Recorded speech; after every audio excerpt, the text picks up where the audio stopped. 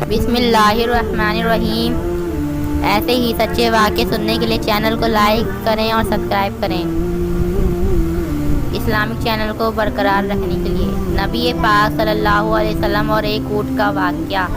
حضرت تمیم داری رضی اللہ عنہ فرماتے ہیں کہ ہم ایک بار حضور صلی اللہ علیہ وسلم کے بارگاہ اقدس میں حاضر تھے کہ ایک اونٹ بھاگتا ہوا آیا اور صلی اللہ علیہ وسلم کے سر انور کے پاس آ کر کھڑا ہو گیا، جیسے کان میں کوئی بات کہہ رہا ہو۔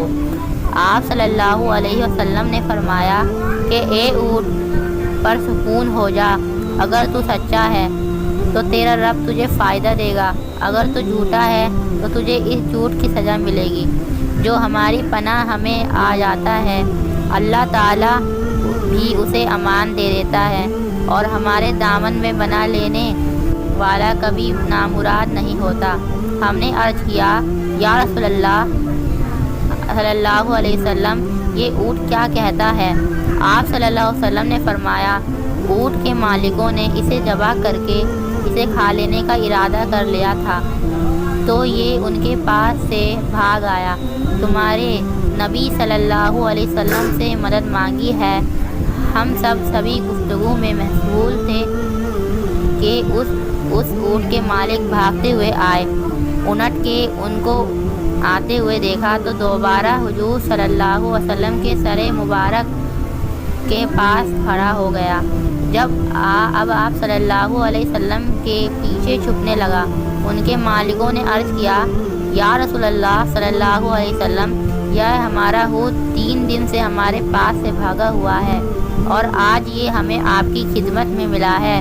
اس پر آپ صلی اللہ علیہ وسلم نے فرمایا، یہ میرے سامنے شکایت کر رہا ہے کہ یہ تمہارے پاس کئی سال تک پلا بڑھا۔ جب موسم میں گرما آتا تو تم گھاس اور چارے والے علاقے میں اس پر سوار ہو کر جاتے، اور جب موسم میں سرما آتا تو تم اسی پر بیٹھ کر گرم علاقوں کی طرف جاتے۔ اب جبکہ اس خستحال کی عمر میں پہنچ گیا ہے تو تم اسے ذبح کر کے اس کا گوشت کھا لینے کا ارادہ کر لیا ہے۔ انہوں نے عرض کیا، خدا کی قسم یا رسول اللہ صلی اللہ علیہ وسلم، یہ بات بالکل اسی طرح ہے جس طرح آپ نے فرمایا۔ اس پر حضور صلی اللہ علیہ وسلم نے فرمایا، ایک اچھے خدمت گزار کی اس کے مالکوں کی طرف سے کیا یہی جزا ہوتی ہے؟ تو وہ عرض گزار ہوئے کہ یا رسول اللہ صلی اللہ علیہ وسلم، اب ہم نہ اسے بیچیں گے اور نہ ہی اسے ذبح کریں گے۔ اس کے بعد آپ صلی اللہ علیہ وسلم نے اس اونٹ کو کچھ درہم میں خرید لیا اور فرمایا کہ اے اونٹ، جا، تو اللہ تعالیٰ کی رضا کی خاطر تو آزاد ہے۔ اس اونٹ نے حضور صلی اللہ علیہ وسلم کے سر مبارک کے پاس اپنا منہ لے جا کر کوئی آواز دی تو آپ صلی اللہ علیہ وسلم نے فرمایا آمین۔ اس نے پھر دعا کی، آپ صلی اللہ علیہ وسلم نے پھر فرمایا آمین۔ اس نے پھر دعا کی، آپ صلی اللہ علیہ وسلم نے پھر فرمایا آمین۔ اس نے جب 4تھی مرتبہ دعا کی تو آپ صلی اللہ علیہ وسلم نے آپ دیدہ ہو گئے، آنکھوں سے آنسو بہنے لگے۔ ہم نے عرض کیا یا رسول اللہ صلی اللہ علیہ وسلم، یہ اونٹ کیا کہہ رہا ہے؟ آپ صلی اللہ علیہ وسلم نے فرمایا، اس نے پہلی دفعہ کہا، اے نبی مکرم، اللہ آپ کو اسلام اور قرآن کی طرف سے بہترین جزا عطا فرمائے۔ میں نے کہا آمین۔ پھر اس نے کہا، اللہ تعالیٰ قیامت کے دن آپ کی امت سے اسی طرح خوف کو دور فرمائے جس طرح آپ نے مجھ پر دور فرمایا ہے۔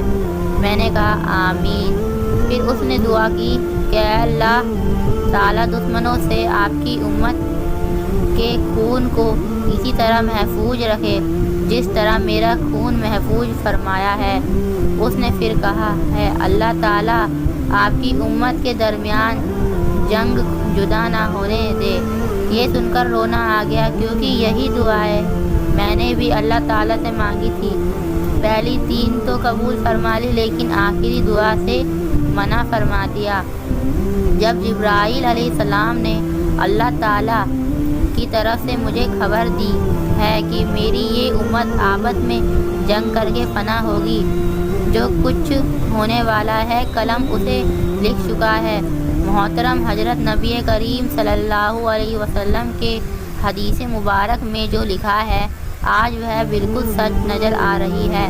آج کے دور پر نظر دوڑائیں تو ہم دیکھتے ہیں کہ مسلمان کس طرح ایک دوسرے کے خون کے پیاسے ہیں، ایک دوسرے کو کس طرح قتل کرنے کو تیار ہیں، فرقہ واریت کے نام پر ایک دوسرے کی جان کے دشمن بنے ہوئے ہیں۔ جتنا نقصان مسلمان کا کیا ہے اتنا شاید کافروں نے مسلمان کا نہیں کیا۔ ہمیں مضبوطی سے تھام لیں، فرقہ واریت کو ختم کریں، ایک امت بن جائیں اور آپس کی نفرتوں کو ختم کر دیں۔